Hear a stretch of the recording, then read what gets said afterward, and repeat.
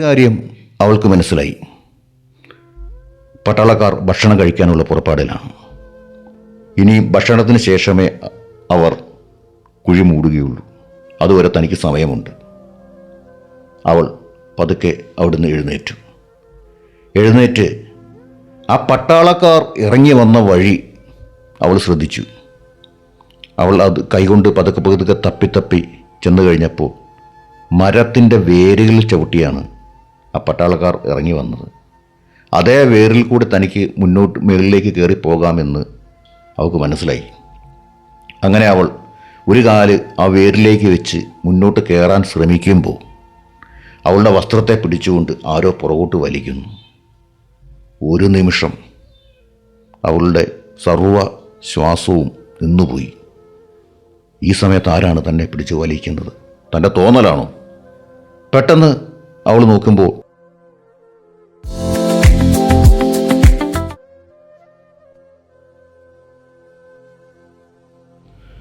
കഥകൾ പറയാനും കഥകൾ കേൾക്കാനും ചെറുപ്പം മുതലേ എനിക്ക് വളരെ താല്പര്യമുള്ളൊരു വിഷയമാണ്.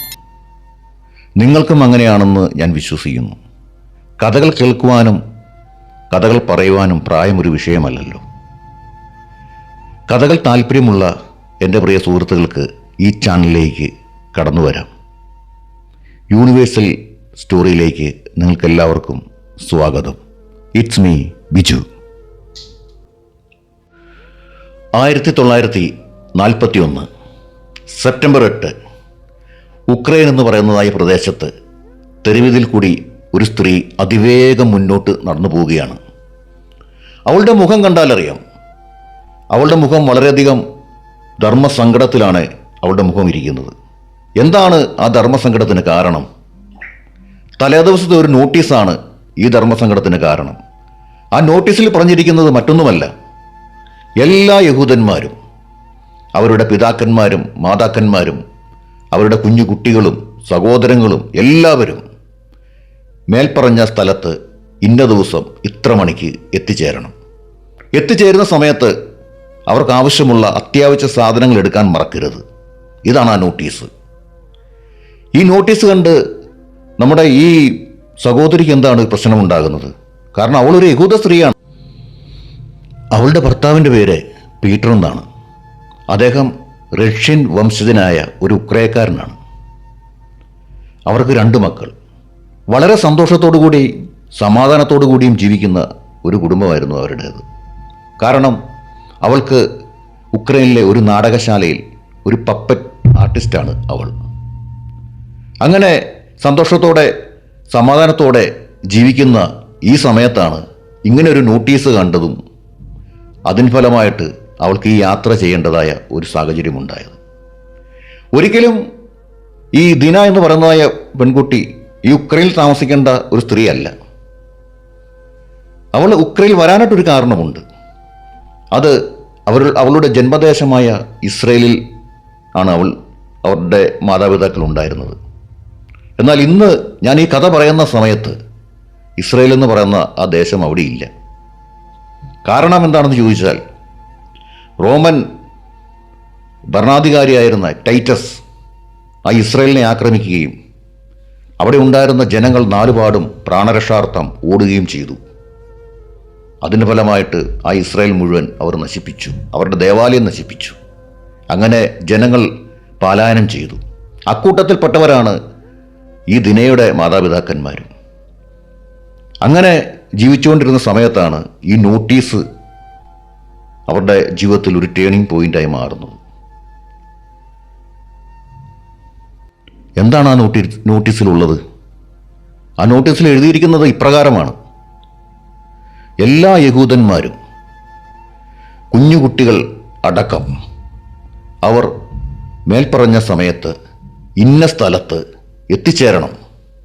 എത്തിച്ചേരുന്ന സമയത്ത് അവർക്ക് ആവശ്യമുള്ള അത്യാവശ്യ കാര്യങ്ങളെല്ലാം എടുത്തുകൊണ്ട് വേണം അവർ വരുവാൻ. അതാണ് ആ നോട്ടീസിൽ ഉണ്ടായിരുന്നത്. അതിന് പ്രകാരമാണ് ദിനയും ഈ യാത്ര ചെയ്യുന്നത്. എന്നാൽ അവളുടെ ഉള്ളിൽ വളരെയധികം ഒരു വികാരത്തിൻ്റെ തള്ളലുണ്ടാകുകയാണ്. എല്ലാം സമാധാനത്തോടെ പോകുമ്പോഴും അവരുടെ ഉള്ളിൽ ഒരു ഭയം നിഴലിടുന്നു. അവൾ അങ്ങനെ മുന്നോട്ട് പോകുമ്പോൾ പെട്ടെന്ന് അവളുടെ ചിന്തയിൽ അവളുടെ മാതാപിതാക്കളുടെ രൂപം തെളിഞ്ഞു വന്നു. താനും തൻ്റെ അനുജത്തിയും അടക്കം 4 പേരടങ്ങുന്ന ഒരു കുടുംബമായിരുന്നു അവരുടേത്. തൻ്റെ അനുജത്തെക്കുറിച്ച് പറഞ്ഞാൽ തനിക്ക് ഏറ്റവും കൂടുതൽ പ്രിയമുള്ള, താൻ സ്നേഹിക്കുന്നതും തന്നെ സ്നേഹിക്കുന്നതുമായ ഒരു ബാലികയായിരുന്നു അവൾ. അവളെക്കുറിച്ച് പറഞ്ഞാൽ, അവളെക്കുറിച്ച് ചിന്തിച്ചപ്പോൾ തന്നെ അവളുടെ ഉള്ളിൽ ഒരു വലിയൊരു ദുഃഖം നിഴലിട്ടു. അവൾ ഈ യാത്ര തുടങ്ങിയത് മറ്റൊരു കാര്യം കൂടെ ഉദ്ദേശിച്ചിട്ടാണ്. അത് അവളുടെ മാതാപിതാക്കളെ ഈ സമയത്തൊന്ന് കാണാമല്ലോ എന്ന് വിചാരം അവൾക്കുണ്ടായി. വളരെ നാളുകളായി മാതാപിതാക്കളെ കണ്ടിട്ട്. മാതാപിതാക്കളെ കാണുന്നതിനേക്കാൾ കൂടുതൽ അവളുടെ കുഞ്ഞനുജത്തെ കാണുക എന്നുള്ളത് അവൾക്ക് വലിയൊരു താല്പര്യമുള്ള കാര്യമാണ്. അനുജത്തെക്കുറിച്ച് ഓർത്തപ്പോൾ തന്നെ അവൾക്കുടെ ഉള്ളിൽ ഒരു സന്തോഷമുണ്ടായി. അത് മറ്റൊന്നും കൊണ്ടല്ല, വെള്ളാരം കണ്ണുള്ള ഒരു സുന്ദരിയായ ബാലികയാണ് അവൾ. അവൾ ചിരിക്കുമ്പോൾ ലോകം അവളോട് കൂടെ ചിരിക്കുമെന്ന് തനിക്ക് പലപ്പോഴും തോന്നിയിട്ടുണ്ട്. അത്ര നിഷ്കളങ്കതയാണ് അവളെ കാണാൻ. അവളെ ഒന്ന് കാണണം. അവൾക്ക് തന്നെയും വലിയ ഇഷ്ടമാണ്. അങ്ങനെ അവൾ മുന്നോട്ട് പോവുകയാണ്. പെട്ടെന്ന് അവൾ നോക്കുമ്പോൾ താൻ തന്നെ തുടങ്ങിയ ഒരു യാത്രയല്ല എന്ന് അവൾക്കത് മനസ്സിലായി. കാരണം അവൾ മുന്നോട്ട് നോക്കുമ്പോഴും പിന്നോട്ട് നോക്കുമ്പോഴും ജനങ്ങളുടെ വലിയൊരു കുത്തൊഴുക്കാണ് ഉണ്ടാകുന്നത്. ഒരുപക്ഷെ താൻ തുടങ്ങിയപ്പോൾ തന്നെ ഈ ജനങ്ങൾ തൻ്റെ കൂട്ടത്തിൽ ഉണ്ടായിരുന്നിരിക്കുക. താൻ അവരെ കണ്ടില്ല. കാരണം തൻ്റെ ചിന്തകൾ മറ്റൊരു തലത്തേക്ക് പൊക്കൊണ്ടിരുന്നു. പെട്ടെന്ന് അവളിലൊരു അപായ സൂചന ഉണ്ടായി. അത് ഉണ്ടാകാൻ കാര്യം മറ്റൊന്നും കൊണ്ടല്ല. അവൾ തൻ്റെ മുന്നിൽ കൂടെയും തൻ്റെ പിന്നിൽ കൂടെയും നടക്കുന്ന മറ്റാൾക്കാരെ ശ്രദ്ധിച്ചപ്പോൾ അവരുടെ ആരുടെയും മുഖത്ത് ഒരു പ്രസാദമില്ല. എല്ലാവരുടെയും മുഖത്ത് വളരെയധികം നിരാശ തലം കെട്ടിയിരിക്കുന്നു. ഭയത്തിൻ്റെ കണികകൾ അവരുടെ കണ്ണുകളിൽ അവൾക്ക് കണ്ടു.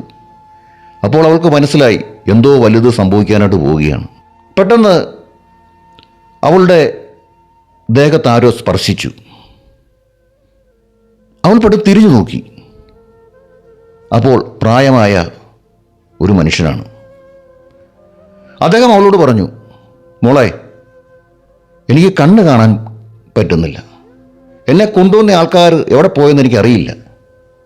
മോളെ, എനിക്കൊരു സഹായം ചെയ്യണം. എന്താണ് പിതാവേ? അത് മറ്റൊന്നുമല്ല മോളെ, എന്നെ ആ സ്ഥലത്ത് എവിടെയെങ്കിലും കൊണ്ടുവന്ന് ഇരുത്തണം. അവൾ പറഞ്ഞു, സന്തോഷത്തോടെ ഞാൻ സഹായിക്കാം പിതാവേ എന്ന് അവൾ പറഞ്ഞു. ആ പോകുന്ന വഴിക്ക് അവൾ ആ പിതാവിനോട് ചോദിച്ചു, അല്ലയോ പിതാവേ, എന്താണ് ഈ ആൾക്കാർ മുഴുവൻ ഇങ്ങനെ നടന്നു പോകുന്നത്?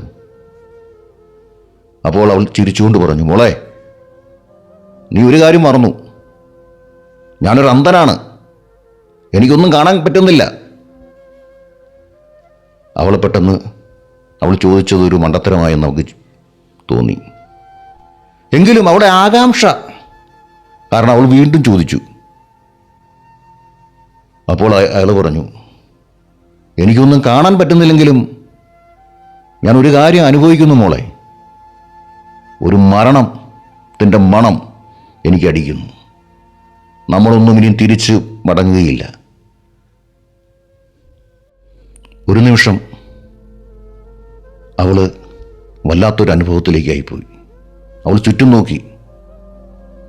അനേക ആൾക്കാർ നടക്കുന്ന കൂട്ടത്തിൽ പിഞ്ച് കുഞ്ഞുങ്ങളുമുണ്ട്. ഒന്നും അറിയാതെ അവർ എന്തൊക്കെയോ പറഞ്ഞ് ചിരിച്ചുകൊണ്ടാണ് മുന്നോട്ട് പോകുന്നത്. ആ കാഴ്ച കണ്ടപ്പോൾ അവൾ തൻ്റെ മക്കളെയും ഓർത്തു. എന്തൊരു അവസ്ഥയാണ് ദൈവമേ ഇത്! ഇത്രമാത്രം ക്രൂരത അനുഭവിക്കാൻ, ഇത്രമാത്രം ഒരു അവസ്ഥയിൽ കൂടെ നടന്നു പോകുവാൻ ഞങ്ങൾ എന്താണ് ചെയ്തത്? പെട്ടെന്ന് അവിടെ മറ്റൊരു കാര്യം സംഭവിക്കുകയാണ്. പട്ടാള ക്യാമ്പ് അടുത്തടുത്ത് വരുന്നു. പട്ടാളക്കാരുടെ അട്ടഹാസങ്ങളും ബൂട്ടിൻ്റെ ശബ്ദവുമാണ് അവിടെ മുഴുവൻ മുഴങ്ങുന്നത്. അവിടെ വരെ വളരെയധികം തിക്കിലും തിരക്കിലും മുന്നോട്ട് വന്ന ആ ജനസമൂഹം അവിടെ വന്നപ്പോൾ പട്ടാളക്കാർ അവരെ 2 വരിയായിട്ടാണ് മുന്നോട്ട് കൊണ്ടുപോകുന്നത്. അവൾ നോക്കി നിൽക്കുമ്പോൾ മറ്റൊരു കാര്യം അവിടെ സംഭവിക്കുകയാണ്. ഈ 2 വരിയായിട്ട് മുന്നോട്ട് പോയിക്കൊണ്ടിരിക്കുന്ന ഈ ആൾക്കാർ, പട്ടാളക്കാർ അവരുടെ അടുത്ത് ചെന്നിട്ട് അവരുടെ വസ്ത്രമെല്ലാം പിടിച്ച് പറിച്ചെടുക്കുകയാണ്. എന്നിട്ട് അവരോട് പറയുകയാണ്, നിങ്ങളുടെ വസ്ത്രങ്ങളെല്ലാം മാറ്റാൻ, പൂർണ്ണ നഗ്നനാകാനായിട്ട് പറയുകയാണ്. മനുഷ്യനെന്നുള്ള ഒരു പരിഗണന പോലും കൊടുക്കാതെ അവരെ മുഴുവൻ വിവസ്ത്രരാക്കുകയാണ്. സ്ത്രീകൾ മറച്ചുകൊണ്ട് അവരോട് കെഞ്ചുന്നുണ്ട്. അങ്ങനെ കെഞ്ചുന്ന ആൾക്കാരെ അവർ തൂക്കിൻ്റെ പാത്തി വെച്ച് അടിച്ചു വീഴ്ത്തുകയാണ്. അവിടെ മുഴുവൻ രക്തമൊലിപ്പിച്ചുകൊണ്ട് അനേക ആൾക്കാർ അനാഥ പ്രേതം കണക്കെ അങ്ങനെ കിടക്കുകയാണ്. അവരെയെല്ലാം പട്ടാളം ബൂട്ടിട്ട കാലും കൊണ്ട് ചവിട്ടുകയാണ്. ചിലരൊക്കെ തിരിഞ്ഞു ഓടാനായിട്ട് ശ്രമിക്കുന്നുണ്ട്. പക്ഷേ പട്ടാളക്കാർ അവരെ അടിച്ചു വീഴ്ത്തുന്നു. ആർക്കും രക്ഷയില്ല, എങ്ങോട്ടും പോകാൻ സാധിക്കില്ല. മരണത്തിൻ്റെ ഒരു വലിയ മുഖം, നരകമെന്താണെന്ന് അവിടെ അവർ കാണുകയാണ്. അങ്ങനെ ഒരു അവസ്ഥയിൽ കൂടെ മുന്നോട്ട് പോയപ്പോൾ ദിന ഒരു നിമിഷം ചിന്തിച്ചു, തിരിഞ്ഞോടിയാലോ. അവൾ ചുറ്റും നോക്കി, പുറകോട്ട് തിരിഞ്ഞു. എന്നാൽ ആയിരങ്ങൾ തന്നെ തള്ളി മുന്നോട്ട് കൊണ്ടുപോവുകയാണ്. മണൽത്തരികൾ താഴെ വീഴാൻ പറ്റാത്ത രീതിയിലുള്ള ജനസമൂഹം. അവൾക്ക് സൈഡിലോട്ടും പോകാൻ മുന്നോട്ടും പോകാൻ പറ്റാത്ത ഒരവസ്ഥ. അവൾ അറിയാതെ തന്നെ അവളെ ആ നരകത്തിലേക്ക് ജനം തള്ളിക്കൊണ്ടിരിക്കുകയാണ്. പെട്ടെന്ന് അവൾ തൻ്റെ കയ്യിലിരിക്കുന്ന ആ കടലാസ് കഷണം മുറുകെ പിടിച്ചു. ഈ കടലാസ് കഷണം ഉണ്ടെങ്കിൽ തനിക്ക് ഇവിടുന്ന് എങ്ങനെയെങ്കിലും രക്ഷപ്പെട്ടു പോകാം. കാരണം എന്താണ്? താൻ യഹൂദ സ്ത്രീ അല്ല എന്ന് തെളിവ് ഈ കടലാസ് കഷണമാണ്. അത് മറ്റൊന്നും കൊണ്ടല്ല, തൻ്റെ ഭർത്താവ് ഉക്രൈൻ വംശജനായതുകൊണ്ട് താനും അങ്ങനെ ഒരു ഉക്രൈൻ വനിത എന്നാണ് ഈ രേഖകളിലുള്ളത്. ഇതവരെ കാണിക്കുക, എങ്ങനെയെങ്കിലും തിരിച്ച് തൻ്റെ കുടുംബത്തേക്ക് മടങ്ങിപ്പോവുക. അതൊരു നേരിയ പ്രതീക്ഷ അവൾ ഉണ്ടായി. അങ്ങനെ ചിന്തിച്ചുകൊണ്ട് അവൾ മുന്നോട്ട് നോക്കുമ്പോൾ പെട്ടെന്ന് തൻ്റെ അച്ഛനെയും അമ്മയും അനുജത്തിയും ആ ക്യൂവിൽ നിൽക്കുന്നത് അവൾ കണ്ടു. അവർ ഇവളെയും കണ്ടു. അവൾ നോക്കുമ്പോൾ അച്ഛൻ്റെയും അമ്മയുടെയും വസ്ത്രം പട്ടാളക്കാർ വലിച്ചു പറിക്കുന്നതാണ് കാണുന്നത്. അത് കണ്ട് അവൾ വളരെയധികം ദുഃഖത്തോടെ എന്തു ചെയ്യും എന്നുള്ള ആ ഒരു ചിന്തയിൽ അവൾ നിൽക്കുമ്പോൾ പെട്ടെന്ന് തൻ്റെ അനുജത്തി താഴെ വീണ് കിടക്കുന്നു. അവൾ നോക്കുമ്പോൾ താൻ വളരെയധികം സ്നേഹിക്കുന്ന ആ വെള്ളാരം കണ്ണുള്ള ആ കൊച്ചു ബാലിക നിലത്ത് വീണ് കിടക്കുകയാണ്. അവളുടെ വസ്ത്രം ആ കാട്ടാളന്മാർ പിടിച്ച് വലിച്ച് കീറുകയാണ്. അവളുടെ ബൂട്ടെ കയറി പിടിക്കുമ്പോൾ അവർ തൂക്കിൻ്റെ പാത്തി വെച്ചുകൊണ്ട് അവിടെ തലയ്ക്കടിക്കുകയാണ്. എന്തൊരു ക്രൂരതയാണ്! ഒരു നിമിഷം അവൾ താനെന്നുള്ള ഭാവം മറന്നു. ഓടി അങ്ങോട്ട് ചെല്ലുവാൻ അവളുടെ മനസ്സ് വെമ്പി. ഓടിച്ചെന്ന പട്ടാളക്കാരെ മുഴുവൻ വെടിവെച്ചിട്ടിട്ട് തൻ്റെ അമ്മയെയും അച്ഛനെയും അനുജത്തെയും അവിടുന്ന് രക്ഷപ്പെടുത്താൻ അവളുടെ ഹൃദയം വെമ്പി. എന്നാൽ അവൾക്കൊന്ന് അനങ്ങാൻ പോലും കഴിഞ്ഞില്ല. അവിടെ അതിലും ഭീകരത അവൾ അടുത്ത ഒരു സ്ഥലത്ത് കാണുകയാണ്. അവിടുന്ന് വലിയൊരു മതിൽ അവൾ കാണുന്നു. ആ മതിലിലേക്ക് ഈ നഗ്നരായ ആൾക്കാരെ പട്ടാളം വലിച്ചുകൊണ്ട് മുന്നോട്ട് പോവുകയാണ്. പോകുന്ന ആൾക്കാർ ഒന്നും തിരിച്ചു വരുന്നില്ല. പിന്നെ അവിടെ കേൾക്കുന്നത് കാതടിപ്പിക്കുന്ന വെടിയൊച്ചകളുടെ സൗണ്ടാണ്. അപ്പോൾ അവൾക്ക് മനസ്സിലായി, പോകുന്ന ആൾക്കാരെ മുഴുവൻ അവർ വെടിവെച്ച് കൊല്ലുകയാണ്. തൻ്റെയും അവസ്ഥ മറ്റൊന്നുമല്ലല്ലോ. പെട്ടെന്ന് ഇത് ചിന്തിച്ചുകൊണ്ട് ഇരിക്കുന്ന സമയത്ത് ഒരു പട്ടാളക്കാരൻ ഇവളുടെ അടുത്തേക്ക് കടന്നു വന്നു. എന്നിട്ട് ഇവളുടെ കാതിൽ മന്ത്രിച്ചു, നീ ഈ രാത്രിയിൽ എൻ്റെ കൂടെ ചെലവഴിക്കുകയാണെങ്കിൽ നിന്നെ മാത്രം ഞാൻ രക്ഷപ്പെടുത്താം. അവൾ ഷോക്കായിപ്പോയി. കാരണം തങ്ങളുടെ ന്യായപ്രമാണത്തിൽ ഇണയില്ല പിണ കൂടരുത് എന്ന് എഴുതി വെച്ചത് വായിച്ചും പഠിച്ചും ആരാധിച്ചും പോകുന്ന ഒരു പെൺകുട്ടിയാണ് താൻ. അങ്ങനെ ചെയ്യാൻ പാടില്ല. തൻ്റെ ഈ നാടകശാലയിൽ അനേകം ബിസിനസ്സുകാർ, അനേകം സമൂഹത്തിൽ ഉന്നത കുലജാതരായ ആൾക്കാർ തൻ്റെ അടുക്ക് ഈ ഒരു ആവശ്യവുമായിട്ട് മുന്നോട്ട് വന്നിട്ടുണ്ട്. എന്നാൽ താൻ ദൈവത്തെയും തൻ്റെ ഭർത്താവിനെയും മാത്രം സ്വീകരിച്ചുകൊണ്ട് മുന്നോട്ട് ജീവിക്കുന്ന ഒരു സ്ത്രീ ആയതുകൊണ്ട് തനിക്ക് അവിടെയൊക്കെയും നിലനിൽപ്പുണ്ടായിരുന്നു. ആ സ്ഥാനത്താണ് ഒരു പട്ടാളക്കാരൻ, ഒരു നാസി പട്ടാളക്കാരൻ തന്നോട് വന്ന് ഈ ആവശ്യം പറയുന്നത്. പെട്ടെന്ന് അവളുടെ ഉള്ളിൽ ഒരു ചിന്ത ഉണ്ടാകുകയാണ്. അല്ല, ഒന്ന് അയാളുടെ താല്പര്യത്തിൽ നിന്ന് വഴങ്ങിക്കൊടുത്താൽ ഒരുപക്ഷെ തനിക്കൊരു ജീവിതമുണ്ടെങ്കിലോ ഉണ്ടാവുമെങ്കിലോ തനിക്ക് തൻ്റെ ഭർത്താവിനെ കാണാം, തൻ്റെ മക്കളെ കാണാം. തൻ്റെ ശരീരത്തിന് എന്ത് സംഭവിക്കാൻ? ജീവനല്ലേ പ്രധാനം. കുഴപ്പമില്ല.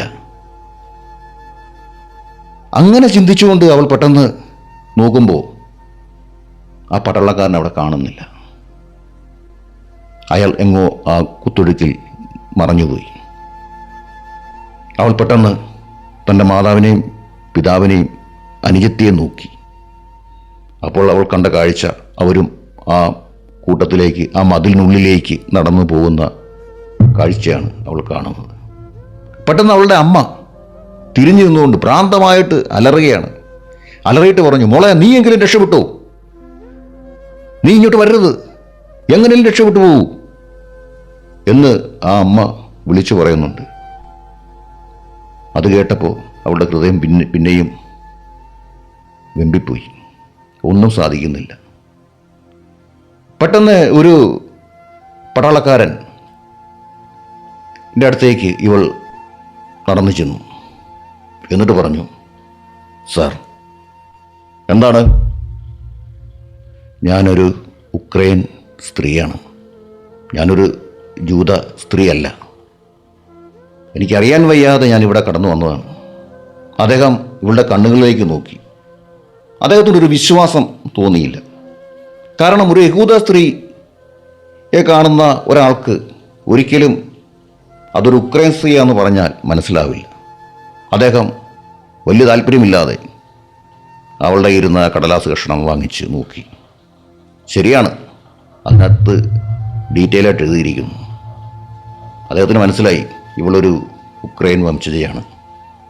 അദ്ദേഹം പറഞ്ഞു, കുഴപ്പമില്ല, ആ കാണുന്ന സ്ഥലത്തേക്ക് മറ്റൊരു സ്ഥലം, അങ്ങോട്ട് നടന്നു പൊക്കോളാൻ പറഞ്ഞു. അവിടെ നിന്നെപ്പോലെ തന്നെ അറിയാത്ത ഒത്തിരി ആൾക്കാർ അവിടെ വന്നിട്ടുണ്ട്, അവരുടെ കൂട്ടത്തിൽ നീയും പോയിരുന്നു എന്ന് പറഞ്ഞു. അങ്ങനെ അവർക്കൊരു വലിയൊരു സമാധാനമുണ്ടായി. സമാധാനമുണ്ടായെന്ന് പറയുമ്പോൾ അവൾക്ക് സമാധാനമില്ല. കാരണം തൻ്റെ മാതാവും പിതാവും അനിയത്തിയും മരണത്തിന് കീഴടങ്ങിക്കഴിഞ്ഞു. പിന്നെ അവൾക്ക് എങ്ങനെ സമാധാനമുണ്ടാകും? അവൾ യാന്ത്രികമായി അയാൾ പറഞ്ഞ ആ സ്ഥലത്തേക്ക് നടന്നുപോയി. അവിടെ പോയിരുന്നു. അങ്ങനെ കുറേ സമയം കഴിഞ്ഞു. മരവിച്ച മനസ്സുമായി അവൾ അവിടെ ഇങ്ങനെ ഇരിക്കുമ്പോൾ പെട്ടെന്ന് ഒരു പട്ടാള മേധാവി ഒരു കാറിൽ വന്നിറങ്ങി. അവൾ നോക്കി. പൂച്ചയുടെ മുഖമുള്ള ക്രൂരനായ ഒരു മനുഷ്യൻ. അദ്ദേഹം ചുറ്റുപാടും നോക്കി. ചുറ്റുപാടും നോക്കിയിട്ട് അദ്ദേഹം പറഞ്ഞു, എല്ലാത്തിനും തീർത്തോ? പട്ടാളക്കാർ ബഹുമാനപുരസരം തീർത്തുകൊണ്ടിരിക്കുന്നു സർ. ഓക്കെ, ഒരാൾ പോലും രക്ഷപ്പെടരുത്. ഇല്ല സർ, ഒരാളും രക്ഷപ്പെടില്ല. ആരെങ്കിലും രക്ഷപ്പെട്ടാൽ അവർക്ക് പകരം നിങ്ങളെ ഞാൻ ചാമ്പലാക്കി കളയും. അയാളുടെ ആ ഘനഗംഭീര സൗണ്ട് അവിടെ മുഴങ്ങി. പട്ടാളക്കാർ കിലുകില വിറയ്ക്കുകയാണ്. പെട്ടെന്ന് ഒരു പട്ടാളക്കാരൻ മുന്നോട്ട് വന്നിട്ട് പറഞ്ഞു, സാർ. എന്താണ്? ആയിരിക്കുന്ന ഒരു ഗ്രൂപ്പ് താനിരിക്കുന്ന ആ ഒരു സ്ഥലത്തേക്ക് ചൂണ്ടിക്കാണിച്ചുകൊണ്ട് അയാൾ പറയുകയാണ്, സാർ, അവർ യഹൂദന്മാരല്ല, അവർ ഈ ദേശത്തിലുള്ള ആൾക്കാരാണ്, ഉക്രൈൻകാരാണ്. ഓഹോ, അവർ അറിയാൻ വയ്യാതെ വന്നതാണ്. ശരി, അപ്പോൾ അവർക്ക് നമ്മളെ തിരിച്ചവരെ പറഞ്ഞ് നമുക്ക് വിടാം? സാധ്യമല്ല. അദ്ദേഹം ചിരിച്ചു. എന്നിട്ട് പറഞ്ഞു, ഇവിടെ നടക്കുന്ന ഈ കാര്യം പുറംലോകം അറിയാൻ പാടില്ല. ഒരെണ്ണം പോലും ഇവിടുന്ന് മടങ്ങിപ്പോകരുത്. എല്ലാത്തിനും തീർത്തു. ഒരു വെള്ളിടി പോലെ അവളുടെ ഹൃദയത്തിൽ ആ വാക്ക് വന്ന് പതിച്ചു. പെട്ടെന്ന് അവൾ ചുറ്റും നോക്കി. രക്ഷപ്പെടാൻ എന്തെങ്കിലും മാർഗമുണ്ടോ? ഒരു മാർഗവുമില്ല. ചുറ്റും പട്ടാളക്കാരാണ്. എല്ലാ കണ്ണുകളും തങ്ങളടങ്ങുന്ന ആ ഒരു ഗ്രൂപ്പിനെയാണ് നോക്കിക്കൊണ്ടിരിക്കുന്നത്. പെട്ടെന്നൊരു പട്ടാളക്കാരൻ മുന്നോട്ട് വന്നിട്ട് ഇവരോട് പറഞ്ഞു, എഴുന്നേക്ക്, എഴുന്നേക്ക്. പലരും വെച്ച് എഴുന്നേറ്റു. യാന്ത്രികമായിട്ട് അവളും എഴുന്നേറ്റു. എന്നിട്ട് പറഞ്ഞു, വസ്ത്രങ്ങളെല്ലാം മാറ്. പക്ഷേ ആൾക്കാർ മാറാൻ വിസമ്മതിച്ചപ്പോൾ വേറൊരു പട്ടാളക്കാരൻ അവിടെ നിന്ന് പറഞ്ഞു, ഇനി വസ്ത്രം മാറാനൊന്നും ശ്രമിക്കണ്ട. കാരണം സമയസന്ധ്യയായി. ഇനിയും ഈ അവസ്ഥയിൽ തന്നെ നമുക്ക് ഇവരെ അങ്ങ് തീർത്തേക്കാം. അങ്ങനെ ദിനയടക്കം കുറച്ച് ആൾക്കാരെ ലൈനായിട്ട് വീണ്ടും മുന്നോട്ട് കൊണ്ടുവരികയാണ്.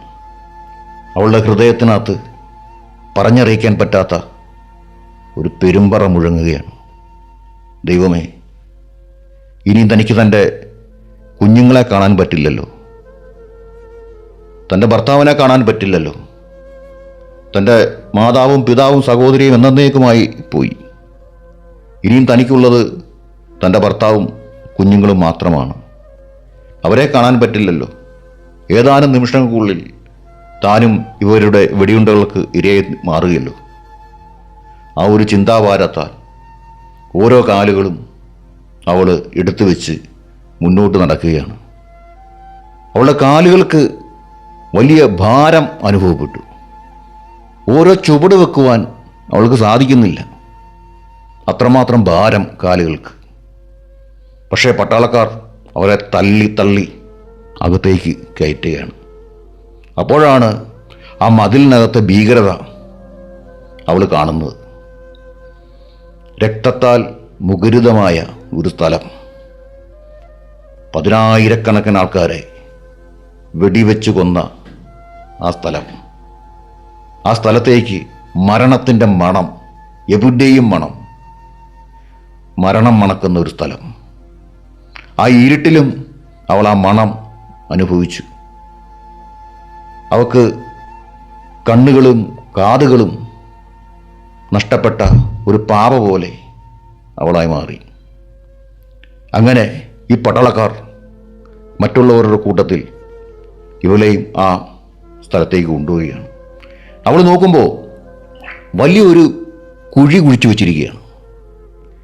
ആ കുഴിക്ക് ചുറ്റും ആണ് ഈ ആൾക്കാരെ കൊണ്ട് വരിവരിയായിട്ട് കൊണ്ട് നിർത്തുന്നത്.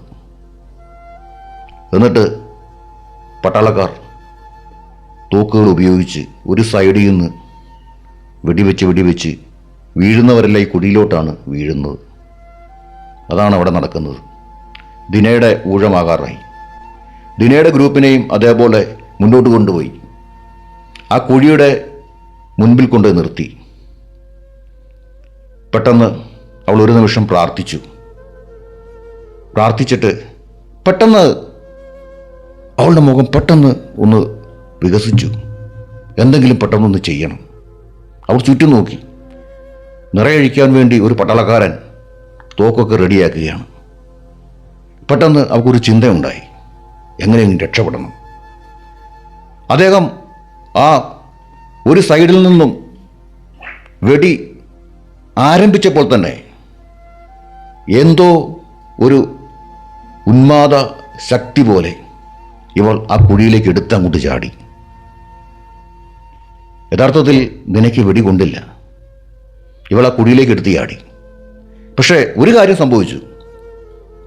ആ കുഴിയിൽ ചാടിയപ്പോൾ അവളുടെ തല അവിടെ എവിടെ ഇടിച്ചു തല മുഖം മുഴുവൻ ബ്ലഡിൽ പൊതിഞ്ഞു.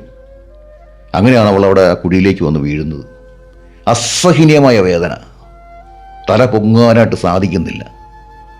അങ്ങനെ അവളെ കിടക്കുകയാണ്. പെട്ടെന്ന് കുറേ ബോഡികൾ, കുറേ ശവശരീരങ്ങൾ ഇവളുടെ ദേഹത്തേക്ക് മുകളിൽ നിന്നും വീണു. അതെല്ലാം വെടികൊണ്ട് വീണ ആൾക്കാരാണ്. ഇവൾ പതുക്കെ കൈകൾ കൊണ്ട് ഓരോ ശരീരങ്ങളും മാറ്റാൻ വേണ്ടി ശ്രമിച്ചു. എന്നാൽ സാധിക്കുന്നില്ല. ഏറെ നേരത്തെ ശ്രമഫലമായിട്ട് അവൾ തൻ്റെ ദേഹത്ത് വന്ന് വീണ ശരീരങ്ങളെല്ലാം മാറ്റി. മുഴുവൻ ബ്ലഡിൽ പൊതിഞ്ഞ ശരീരങ്ങളാണ്. അവിടെ കിടക്കുകയാണ്. ഭീകരമായ ഒരവസ്ഥ. പതുക്കെ അവളൊന്ന് എഴുന്നേക്കാൻ ശ്രമിച്ചു. സാധിക്കുന്നില്ല. അവളവിടെ കിടന്നു. അല്പസമയം കഴിഞ്ഞപ്പോൾ വെടിവെച്ചുകളൊക്കെ നിന്നു. അപ്പോൾ ദിനയ്ക്കൊരു കാര്യം മനസ്സിലായി. എല്ലാവരെയും അവർ വെടിവെച്ചു തീർത്ത് കളഞ്ഞു. കുറേ കഴിഞ്ഞപ്പോൾ ഒരു സെർച്ച് ലൈറ്റിൻ്റെ വെട്ടം കുഴിക്ക് ചുറ്റും അടിക്കുന്നത് ദിന കണ്ടു. അവൾ ശ്വാസം അടക്കി കണ്ണുകളടച്ച് മരിച്ചവളെ പോലെ അവിടെ കിടന്നു. പെട്ടെന്ന് അവൾ നോക്കുമ്പോൾ 2 പട്ടാളക്കാർ ആ കുഴിയിലേക്ക് ഇറങ്ങി വരികയാണ്. അവൾ ഭയന്നുപോയി. തൻ്റെ ദുർവിധി വീണ്ടും ആരംഭിക്കുകയാണല്ലോ. അവർ ഇറങ്ങി വന്നിട്ട് ഓരോ ശരീരവും, മരിച്ചു കിടന്ന ഓരോ ശരീരത്തെയും അവർ ബൂട്ടുകൊണ്ട് ചവിട്ടി നോക്കുകയാണ്. ഏതെങ്കിലും ശരീരത്തിന് ജീവനുണ്ടോ എന്നാണ് അവർക്കറിയേണ്ടത്. അങ്ങനെ നോക്കുന്ന സമയത്ത് എവിടെ നിന്നും ഒരു ഞരക്കം അവർ കേട്ടു. അവരാ സ്ഥലത്തേക്ക് ചെന്നു. ഒരു വെടിവെച്ച കേട്ടു. പിന്നെ ആ ഞരക്കം ഉണ്ടായില്ല. അവർ പതുക്കെ ദിനയുടെ അടുക്കലേക്കും വന്നു. അപ്പോൾ ഇവൾ ദീർഘശ്വാസം എടുത്തതിന് ശേഷം മരിച്ചവളെ പോലെ ശ്വാസം പുറത്തേക്ക് വിടാതെ അനങ്ങാതെ അവിടെ കിടന്നു. ജീവനും മരണത്തിനും ഇടയിലുള്ള ഒരു മുഹൂർത്തം. പെട്ടെന്ന് കടന്നു വന്ന പട്ടാളക്കാർ ഇവളുടെ അടുത്തേക്ക് എത്തി. ചുറ്റുപാടും അവർ ടോർച്ചടിച്ച് നോക്കി. എന്നിട്ട് അതിലൊരുവൻ പറഞ്ഞു, ഇവരുടെ ശരീരത്തിന് ഒന്നും ഒരു കേടുപാടും സംഭവിച്ചിട്ടില്ലല്ലോ.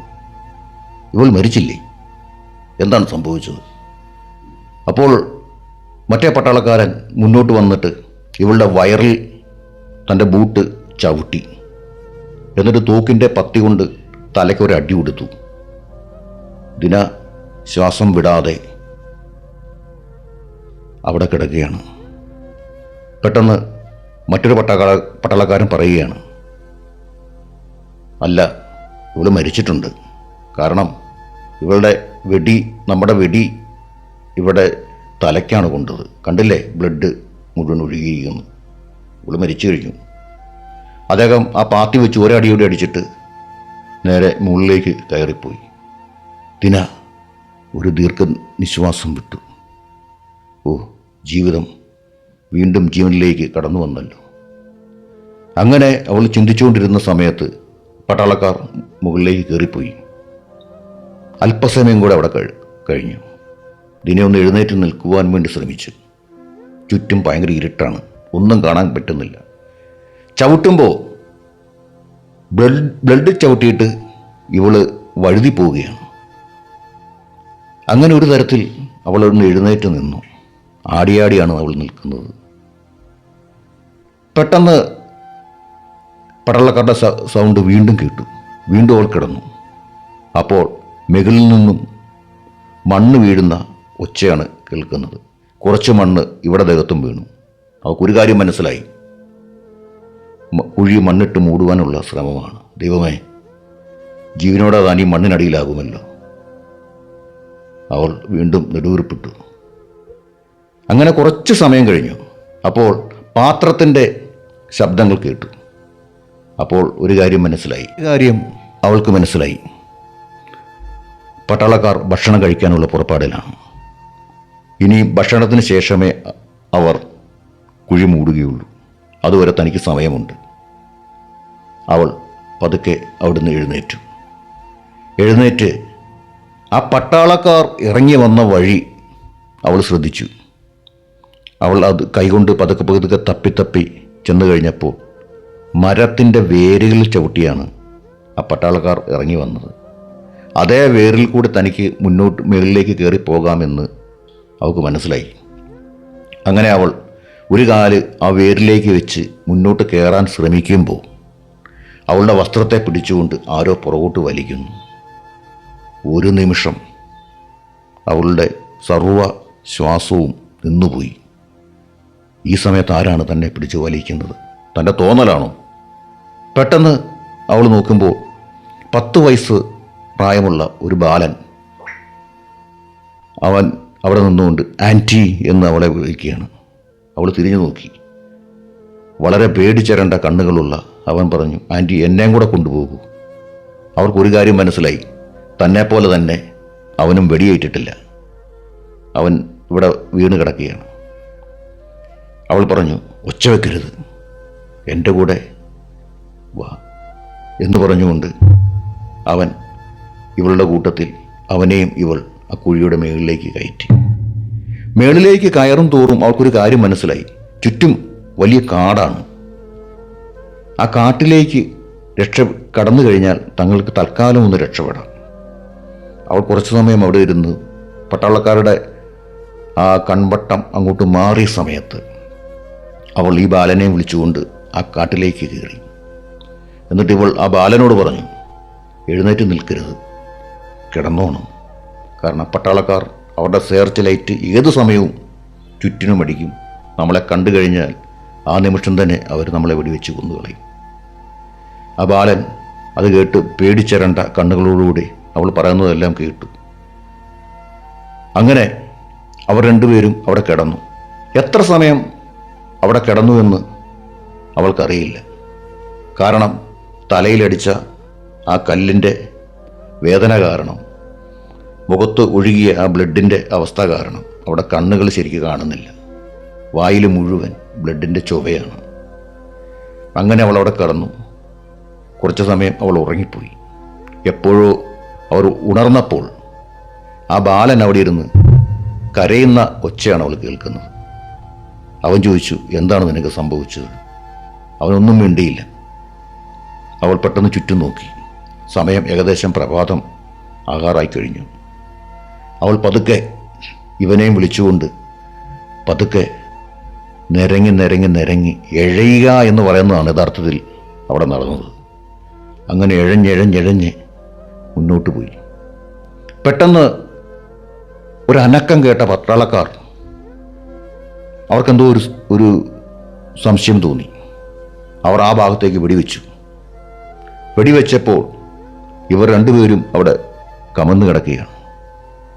ആ വെടിവെച്ച നിലച്ചു കഴിഞ്ഞപ്പോൾ ഇവൾ പതുക്കെ തല ഉയർത്തി നോക്കി. അപ്പോൾ ആ ബാലൻ അതേപോലെ അവിടെ കിടപ്പുണ്ട്. അവൾ പതുക്കെ ചെന്ന് അവനെ വിളിച്ചുണർത്തി. എന്നാൽ അവൻ ഉണർന്നില്ല. കാരണം ആ പട്ടാളക്കാരുടെ വെടി അവൻ്റെ തലയ്ക്കാണ് കൊണ്ടത്. അങ്ങനെ വീണ്ടും അവൾ ആ ഒരു അവസ്ഥയിൽ കൂടെ മുന്നോട്ട് പോവുകയാണ്. താൻ രക്ഷപ്പെടുത്തിക്കൊണ്ടുവന്ന ആ കുഞ്ഞും പട്ടാളക്കാരുടെ വെടിക്ക് തീർന്നു. എന്തൊരു അവസ്ഥ! പക്ഷേ അവൾ തളരാൻ അവൾ ഒരുക്കമായിരുന്നില്ല. അല്ലെങ്കിൽ അവൾക്കതിന് സാധിക്കുമായിരുന്നില്ല. അവൾക്ക് എങ്ങനെയെങ്കിലും അവളുടെ വീട്ടിലേക്ക് എത്തിച്ചേരണം. ആ ഒരു ചിന്ത മാത്രമേ അവൾക്കുള്ളൂ.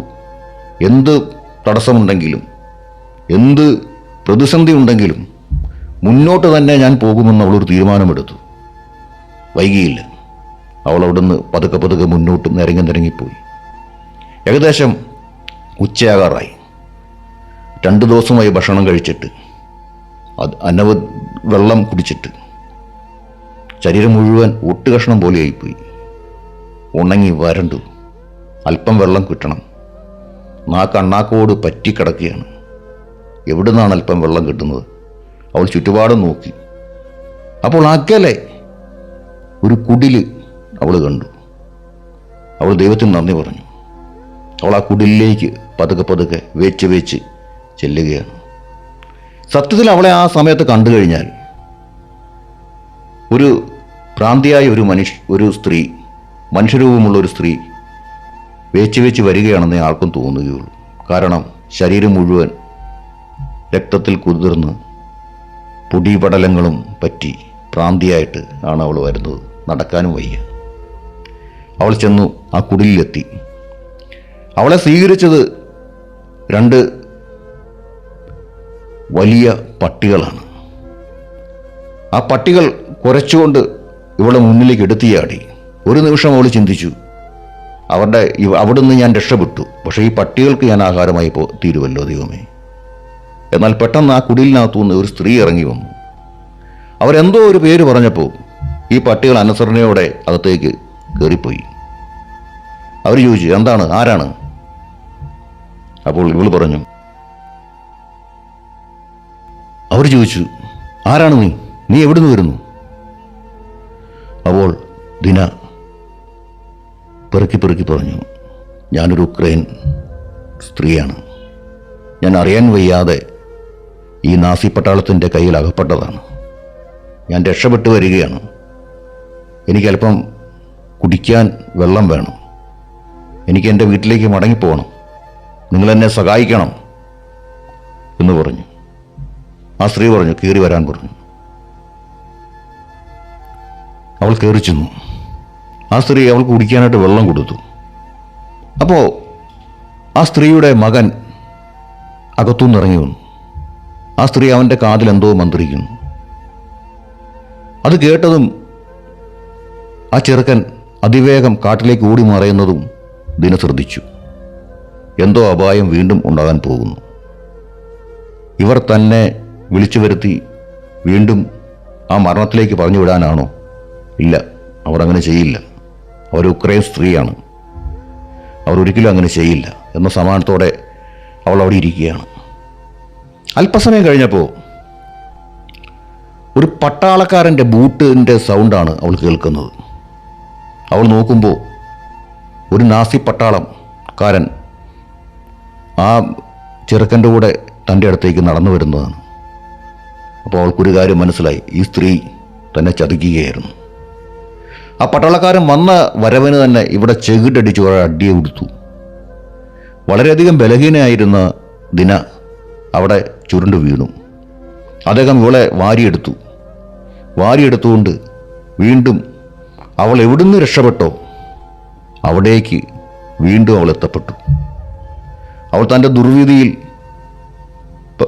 അവൾക്ക് വളരെയധികം വിഷമം തോന്നി. ഒരിക്കലും തനിക്ക് രക്ഷപ്പെടാൻ കഴിയില്ല എന്ന് നമുക്ക് മനസ്സിലായി. തന്നെ ഇനി രക്ഷിക്കാൻ ദൈവം ശ്രമിക്കില്ല എന്ന് നമുക്ക് മനസ്സിലായി. എല്ലാ സാഹചര്യങ്ങളും എല്ലാ വാതിലുകളും അടഞ്ഞു. ഒന്നും നടക്കില്ല. മനുഷ്യൻ നിസ്സഹായകനാണെന്ന് നമുക്ക് ആ സമയത്ത് മനസ്സിലായി. ആ സമയത്ത് പെട്ടെന്ന് അവൾ ചുറ്റും നോക്കിയപ്പോൾ ഏതാനും ചില ആൾക്കാർ അവിടെയുണ്ട്. ഒരുപക്ഷെ തന്നെപ്പോലെ വെടിയേൽക്കാതെയോ എങ്ങനെയോ രക്ഷപ്പെട്ട ആൾക്കാരായിരിക്കാം അവരും. അപ്പോൾ പട്ടാളക്കാർ എന്തൊക്കെയോ പറയുന്നുണ്ട്. അല്പസമയം കഴിഞ്ഞപ്പോൾ ഒരു പട്ടാള വണ്ടി വന്ന് ആ മുന്നിലേക്ക് വന്ന് നിന്നു. അവൾ നോക്കുമ്പോൾ ആ വണ്ടിയുടെ പുറകുവശത്ത് ഡോറില്ല. ആ പട്ടാള വണ്ടിയിലേക്ക് ഈ പട്ടാളക്കാർ ഇവരെ എല്ലാം വലിച്ചു കയറ്റുകയാണ്. അപ്പോൾ അവർക്ക് മനസ്സിലായി, ഇവിടെ വെച്ച് തന്നെ അവർ ഉപദ്രവിക്കില്ല.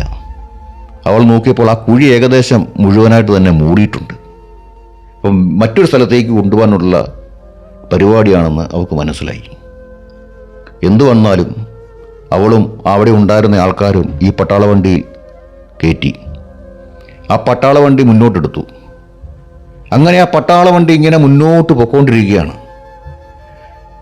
ഒരു കാട്ടുപാതയായതുകൊണ്ട് സാധാരണ ഒരു വണ്ടി പോകുന്നത് പോലെ ആ വണ്ടിക്ക് പോകാനായിട്ട് പറ്റുന്നില്ല. പതുക്കെയാണ് മുന്നോട്ട് പോയിക്കൊണ്ടിരിക്കുന്നത്. അങ്ങനെ പൊയ്ക്കൊണ്ടിരുന്ന സമയത്ത് പെട്ടെന്ന് ദിന ഒരു കാര്യം ചിന്തിച്ചു. ഇതിൻ്റെ പുറകിൽ വാതിലില്ല. അവൾ പെട്ടെന്ന് തൻ്റെ അടുത്തിരുന്ന മറ്റൊരു പെൺകുട്ടിയോട് കണ്ണുകൊണ്ട് ആംഗ്യം കാണിച്ചു. നമുക്ക് രക്ഷപ്പെടാം. പട്ടാളക്കാർ മുന്നിലാണ്. എങ്ങനെയും രക്ഷപ്പെടണം. നമ്മുടെ അവസാന അവസരമാണ്. ഇനി അവർ സമ്മതിച്ചില്ലെങ്കിലും താൻ ഇതിനകത്തുനിന്ന് ചാടും. അങ്ങനെ തീരുമാനിച്ചു. വണ്ടി ഒരു സ്ഥലത്തെത്തിയപ്പോൾ ഒന്ന് സ്ലോ ആയ സമയത്ത് ദിനയും ആ പെണ്ണും ആ വണ്ടിയിൽ നിന്നും എടുത്തു ചാടി. ഇവർ ചാടിയത് പട്ടാളക്കാർ അറിഞ്ഞില്ല. കാരണം അത്രമാത്രം ശബ്ദ മുഖരിതമായിരുന്നു ആ സമയം അവിടം. അങ്ങനെ പട്ടാള വണ്ടി പതുക്കെ അകന്നു പോകുന്നത് നോക്കി അവർ അവിടെ കുറച്ചു നേരം കിടന്നു. പെട്ടെന്ന് ചാടി എഴുന്നേറ്റു. ഇവിടെ കിടക്കുന്നത് അപായമാണ്. പെട്ടെന്ന് രണ്ടുപേരും ഓടി. ആ ഓട്ടത്തിൽ രണ്ടുപേരും രണ്ട് വഴിക്കായിപ്പോയി. അവൾ വേഗത്തിൽ ഓടുകയാണ്. എങ്ങനെയെങ്കിലും രക്ഷപ്പെട്ടേ പറ്റുള്ളൂ. തൻ്റെ കൂട്ടത്തിൽ വന്ന ആ പെൺകുട്ടിയെ അവൾക്ക് തിരയാൻ നേരമില്ല. ഭാഗ്യമുണ്ടെങ്കിൽ അവൾ എവിടെയെങ്കിലും രക്ഷപ്പെടട്ടെ. അവൾ ഓടി. കുറേ ഓടിക്കഴിഞ്ഞപ്പോൾ ഒരു പട്ടാള ക്യാമ്പ് അവൾ കണ്ടു. അവൾ വിചാരിച്ചു, ദൈവമേ, വീണ്ടും ഓടിച്ചെന്ന് ഈ പട്ടാള ക്യാമ്പിലേക്ക് തന്നെയാണല്ലോ താൻ കയറുന്നത്. പക്ഷേ എന്തായാലും തനിക്കിനിയും തിരിച്ചു പോക്കില്ല. താൻ മടുത്തു. എന്ത് സംഭവിക്കട്ടെ എന്ന് വിചാരിച്ചുകൊണ്ട് അവൾ ഓടിയ പട്ടാള ക്യാമ്പിലേക്ക് തന്നെ കയറി. എന്നാൽ അവിടെ മറ്റൊരു അത്ഭുതമാണ് അവിടെ ഉണ്ടായത്. എന്താണെന്ന് ചോദിച്ചാൽ അത് നാസി പട്ടാളമല്ലായിരുന്നു, അത് റഷ്യൻ പട്ടാളമായിരുന്നു. റഷ്യൻ പട്ടാളത്തിൻ്റെ ക്യാമ്പായിരുന്നു അത്. റഷ്യൻ പട്ടാളം നാസി ഗ്രൂപ്പിനെ അറ്റാക്ക് ചെയ്യാൻ വേണ്ടി തമ്പടിച്ച് കിടക്കുന്ന ഒരു സ്ഥലത്തേക്കാണ് ഇവൾ ഓടിച്ചെന്നത്. ഇവൾ ഓടിച്ചെന്ന് ആ പട്ടാള ജനറലിനോട് തൻ്റെ കഥ പറഞ്ഞു. താനിങ്ങനെ ആ ക്യാമ്പിൽ നിന്നും രക്ഷപ്പെട്ട് വന്നതാണെന്നും അനേക യഹൂദന്മാരെ അവർ വെടിവെച്ച് കൊന്നുവെന്നും ദൈവമാണ് തന്നെ രക്ഷപ്പെടുത്തി ഇവിടെ എത്തിച്ചതെന്നും അവൾ പറഞ്ഞു. ആ പട്ടാളക്കാർ അവൾക്ക് ആവശ്യമായ ഭക്ഷണം കൊടുത്തു, വെള്ളം കൊടുത്തു, വസ്ത്രം കൊടുത്തു. അതുമാത്രമല്ല, അവളെ സുരക്ഷിതമായി അവളുടെ വീട്ടിൽ അവർ എത്തിച്ചു. ഇതാണ് ഞാൻ ഈ പറഞ്ഞ എൻ്റെ ഈ ഒരു കഥയുടെ സാരാംശം. ഈ കഥയിൽ ഇത് കഥയല്ല കേട്ടോ, ഇതൊരു സംഭവമാണ്. 1941 സെപ്റ്റംബർ 8 ബാർബേറിയൻ കൂട്ടക്കുരുതി എന്നാണ് ഇത് അറിയപ്പെടുന്നത്. ഈ കൂട്ടക്കുരുതിയിൽ 33,771 യഹൂദന്മാരെയാണ് ഈ പട്ടാളം വെടിവെച്ച് കൊന്നത്. എന്നാൽ ഈ ദിന എന്ന് പറയുന്നതായ ഈ സ്ത്രീ ഇതിനു ശേഷം ഈ സംഭവം കോടതിയിൽ പറയുകയും കോടതി ഇത് അന്വേഷിക്കാൻ ഉത്തരവ് പുറപ്പെടുവിക്കുകയും അനേകം നാളത്തെ അന്വേഷണ ഫലമായിട്ട് കുറേ ചസ്തുകളൊക്കെ ലഭിച്ചു. ബാക്കിയൊന്നും ലഭിച്ചില്ല, ആരുടെ അന്നൊന്നും അറിയില്ല. അങ്ങനെ അന്വേഷണമൊക്കെ കഴിഞ്ഞു. ഇതിന് പങ്കെടുത്ത ഇതിന് നേതൃത്വം കൊടുത്ത ഹിറ്റ്ലറിൻ്റെ നാസി പട്ടാളം, ഈ നാസി പട്ടാളം ആ തലവന്മാരെ എല്ലാം തൂക്കിക്കൊന്നു എന്നാണ് അറിയുവാനായിട്ട് കഴിഞ്ഞത്. മറ്റൊരു കഥയുമായി നമുക്ക് വീണ്ടും കാണാം. ഈ കഥ നിങ്ങൾക്ക് ഇഷ്ടപ്പെട്ടെങ്കിൽ നിങ്ങൾ എൻ്റെ ഈ ചാനൽ സബ്സ്ക്രൈബ് ചെയ്യണം. സബ്സ്ക്രൈബ് ചെയ്യുക മാത്രമല്ല, ലൈക്ക് ചെയ്യണം. അതുമല്ല, കഥകൾ കേൾക്കാൻ ഇഷ്ടമുള്ള നിങ്ങളുടെ കൂട്ടുകാർക്ക് ഇത് നിങ്ങൾ അയച്ചു കൊടുക്കണം. അങ്ങനെ അവരും ഈ കഥകൾ കേൾക്കട്ടെ. അങ്ങനെ അടുത്ത ഒരു നല്ല കഥയുമായി ഞാൻ വീണ്ടും വരാം. It's me Biju.